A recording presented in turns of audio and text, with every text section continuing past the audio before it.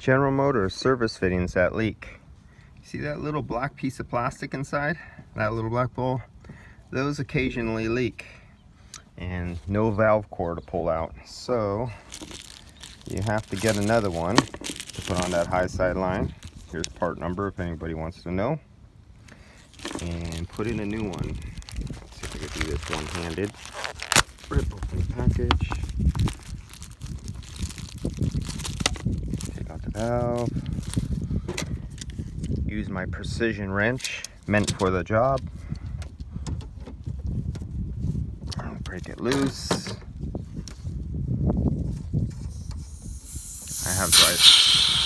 I already have dry nitrogen in there because I recovered the refrigerant out of there. You're gonna put a little lube on that. Nylog. You can order it from TruTech Tools.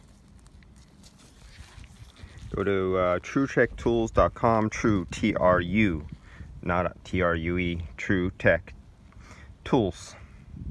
And you could order this. Just need a little dab of do-you around the circumference on the inside. That's where the O-ring is going to pass. The O-ring is going to slide over that. So you don't want to scuff the O-ring. So it's not the threads that are important. It's that smooth part what the O-rings are going to go over. Let's see if I got zip in there. And it's that easy. Snug tight. Now that won't leak right there. You see how loose that is? That will not leak. It does not matter how tight, other than it'll back out and come out, but it's not how tight. It's the placement of the O-ring that seals these types of seals, not how tight you get it. So I could get our trusted precision wrench and give a little snug. There, precision. That's what we all need. And we're done. Then I'll lubricate here because my O-ring is going to go over to the edge of it. And once again, let's see me zoom in there a little bit. Let's find it.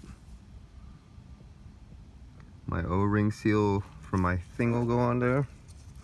Then I'll go over to this other one. And you can see my green dye there from when I recovered. And that's it. And I'm ready to go. All right, let me hook this up, evacuate it, and charge it up.